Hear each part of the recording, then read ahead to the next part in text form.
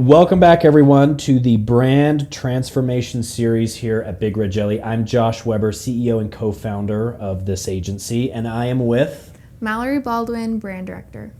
Today, we're going to dive deep into a brand transformation, i.e. a case study of how we took one brand from being a little stagnant, a little confused, into something really unique that actually helps their company grow. So we're going to go over some tools, tactics, processes that are going to help you transform your brand if you're an entrepreneur, professional, marketer, creative, etc., etc. First, let's get to know this project, this client, this business a little bit better. Their name used to be Mind Vibe, I believe. Is that right, Mallory? Yep. Give us some background about Mind Vibe. Who are they? What type of business is this? How did they hear about us? And what were some of the problems that they came to us with? For sure. So Mind Vibe was founded in West Los Angeles, California, and they came to us, starting this new brand. They wanted to really position themselves to be innovators, thought leaders in the therapy space. And so they came to us feeling a little bit stuck or stagnant, as you mentioned. Looking at their current brand, they didn't feel like it resonated well with their ideal customer. And so they came to us more so for a refresh, a new perspective on how can we really connect with our ideal audience. And for them, that was, entrepreneurs, business, like-minded people who really just wanted that self-growth. Not necessarily someone who felt broken, the standard or the norm in the therapy space. They wanted people who basically wanted to grow and better themselves every day. And so it was a very interesting perspective and kind of an interesting problem for us to approach with. But those were overall revamp the visual identity and also create a position where they could really resonate with that ideal audience and connect with them. Yeah, Mallory said something very interesting that I want to double click into, the word position.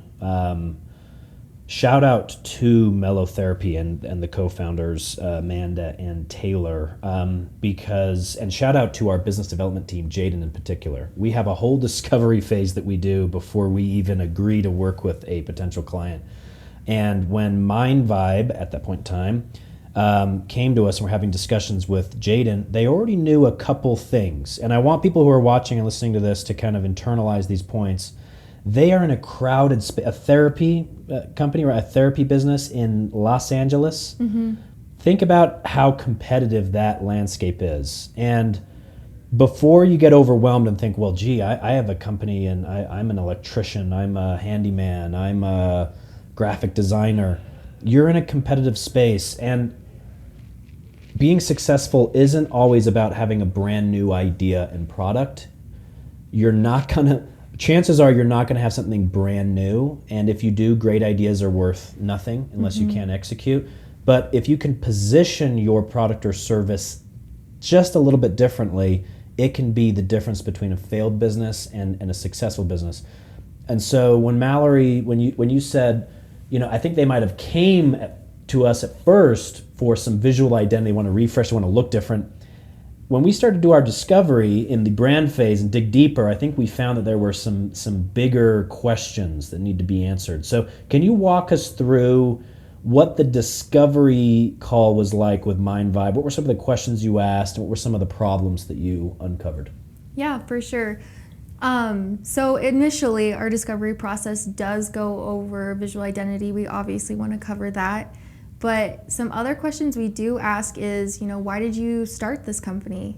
And so Amanda, she had the personal touch. She herself is a therapist, and she was providing the service. And so she had a great personality and a great purpose behind the business, which if you didn't have a purpose or a why, oftentimes you're not going to have people who connect with you, especially in the therapy industry. And then we also had Taylor on the other end, who was very innovative and wanted to introduce new tools, new processes that weren't, traditional in therapy. They were very much so, traditional therapy is on paper, you have XYZ, and you follow that process perfectly. But for Taylor, he said, why don't we introduce new ways, let them have an app that they can use at home that updates, how are you feeling daily? And that way, it really just transformed the discovery call to be like, what's your client journey? And that's really where it turned for us. And we said, your whole client journey is branded. From the moment they make that first interaction with you, whether that's on the phone or through a form, all the way down to where they walk into your office, that whole experience is branded. And so it kind of became, how can we elevate the visual identity, but also elevate the branded experience as a whole? Yeah. Tell me a little bit more about, you talked about the ideal customer or patient for Mellow therapy. What did they say was their ideal customer? Who is their ideal customer?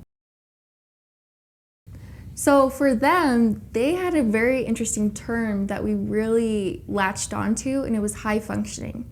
So high functioning to them meant that these clients, their audience, was going to be millennials, Gen Z, people who are already, 10 steps ahead in their career, and they're also just looking for that next level up. Taking care of your mental health when you're grinding in your career is top priority, because you're going to reach burnout at some point. And for them, they really just wanted to meet with like-minded people and also reach a demographic where they could not coach, but definitely help elevate their mentality, their professionalism, just all in all, just make these people feel better and capable in their careers themselves in whatever entrepreneurial task they were taking, which I think is very groundbreaking in the therapy industry. So best case scenario, I guess a quick tip or pointer for those that are listening, and those of you who've listened before have heard me beat this like a dead horse. Customer. And so the fact that Mind Vibe came and they already knew who their ideal customer was, i.e. they already knew who their customers were not, that was all of the foundation that we needed to then, that's all that Mallory and her brand team needed to start progress on a new brand that was going to attract that ideal customer. So you have to, oftentimes we'll jump straight to the what. We'll jump straight to the, well, I want to look like this. I want to offer these services. I want to have this type of color. I want to have this type of logo. I want to have this type of name, this type of reputation. And we've totally lost the plot when it comes to, well, who is this all for in the first place? So after you kind of walked through, and I know you guys did a lot of research in the brand team on, well, we did some quantitative analysis and some qualitative analysis on who their audience was. What was the term you used? High functioning. High functioning, kind of younger generation, so Gen Z, a lot of Gen Z. Millennials as well. Millennials, particularly who work in the tech industry. TikTok, one of their offices is just down the street in LA. You're already starting to picture this persona in your mind. How did you then take that persona and say, okay, given this ideal customer, walk us through the name change, right? It went from Mind Vibe to Mellow Therapy, and then the colors, which we will present to you, our magician Jackson will edit in here, before and afters. Right, there's, I think, blacks and yellows, and now Mellow. Here it is, beautiful. Jackson's like, look at all the homework I have to do. How did that transition happen, right? You have that client, boom, boom, walk us through that transformation visually. Yes, I'll start with the name. Yeah. So Mind Vibe, originally, they were contemplating the name in the very beginning. Mind Vibe Therapy seemed in line with what they were thinking their audience would want. But as we looked at their brand as a whole, we wanted to feel a little bit more mature. And vibe, sometimes, you kind of think childish, it's trendy. I think it's a little cliche now. Yeah. It's a little cliche, overused, vibe. Yeah. On the nose, I would say. So anyway, keep. How'd you follow up on Mellow, though? Where did that come from? Right. So we explored some names on our end, based on the discovery, our research, and we presented a few to Taylor and Amanda, and it still wasn't resonating with them. And that's when Taylor said, hey, we almost went with Mellow. And the more we explored that route, we really felt like it did a really great job at explaining the atmosphere of the space itself. And that's kind of what they wanted. They wanted these high-functioning audiences to come into their office, to take a break, feel stress-free, and also just have peace of mind and a mellow environment. And so for them, that made sense. And it also just positioned them in a way where it was like, yes, we're going to help you elevate. We're going to help you seek that personal and professional growth, but we're going to do it in a safe space. And we're going to feel chill here. And it still resonated with my vibe, but it wasn't vibe. Someone's going to have to correct me here. So edit this accordingly, Jackson. But why I like the name Mellow, the brand team and the client discovered together, right? We say here in the brand team, in fact, Mallory brought this up a couple weeks ago. It was interesting in an internal meeting. We don't come up with things. We'll discover, or we'll guide our strategy to a point where it's like, hey, this is what we're creating. We don't come up with a name. There's research behind it. There's reasoning behind it. What about the colors? So we went from a black and yellow, Yeah. aggressive, different, definitely different, right? To the color palette that we have now. Walk us through that creative process. Yeah, I don't think they were too far with black and yellow with their original thought of being different. I think that really was a strong choice. But after further consideration and research, we found that, black and yellow wasn't going to fit the name Mellow. And we also looked at their interior design, which, by the way, shout out again to Amanda and Taylor. They did a phenomenal job designing their office. It was beautiful. And it just did not fit the aesthetic of their website at all. So it was very different. If you saw their website and you walked into their office, it'd be totally different. And so, again, going back to that whole, your client journey is branded all the way down to when they walk in the office. It's true. And so we looked at their furniture, we looked at the whole styling, and we said, let's create a cohesive color palette. You don't have to redo your whole office, but it also makes sense. And so we pulled in some very neutral colors, but also some that felt maybe a little more moody. In the therapy space, you'll see a lot of sage green and green. So, and that's about it. It's just those two colors. And so we really strayed away from that. We brought in some very interesting colors. We'll have the color palette shown on the screen, but it was really more so to, again, resonate with the audience, but also feel somewhat elevated, a little bit, I'd say, unique in the industry. What a great tool or tactic as we near kind of the end of the video here. What a great tool or tactic creatively to pull inspiration from what's already working. I remember when Amanda sent over photos of the office interior, and I was like, whoa. First of all, I didn't see any of that on their current website, and I was like, you got to show this off. I was impressed. And of course, and I mean, Amanda is like so detail-oriented, perfectionist, and just a great eye for what is the customer experience when they walk through these doors. And it's mid-century modern vibe, and then that again was that starting point. I think I see a trend here. That was enough of a foundation for Mallory and her creative team to say, this works, your people like it, it's different, and we're going to pull from that to build the visual identity for your logo. And now, as I like to say too, blur the lines between digital and reality. If your website's black and yellow, this kind of vibe, and then I walk, and it's a totally different vibe when I get there, we've kind of missed the plot a little bit, right? So I love when the online experience is just an extension of what I'm going to experience in real life. Yeah. One more thing to add is through this process, we had an exceptional client. Taylor himself was very involved in the collaboration. And that's also just something that gave us a leg up in creating the brand we did, was he also had opinions about the colors, and he himself did some research in, what looks good and how can this complement there. So another shout out to them. Like, it was a great collaboration from beginning to end with all of the branding. Yeah.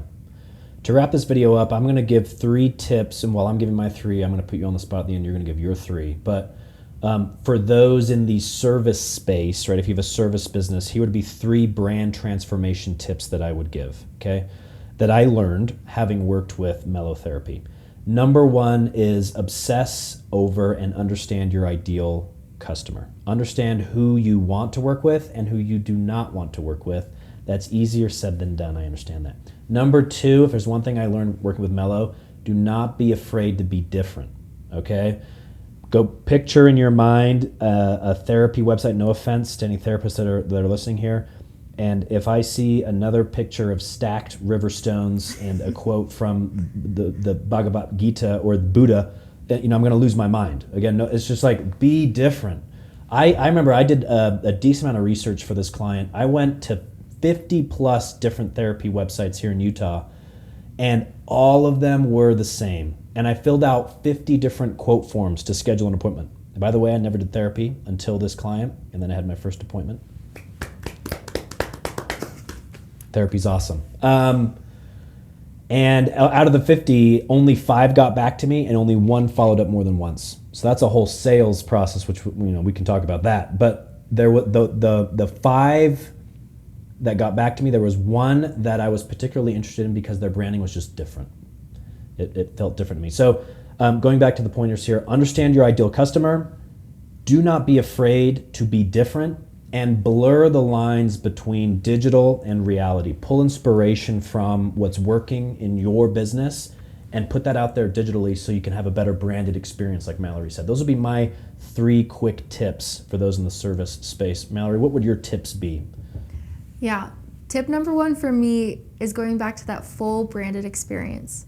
It kind of is a little bit combined with your tip number 3, but really it is from that very first interaction all the way down to when they sit down with you or even go home after the appointment.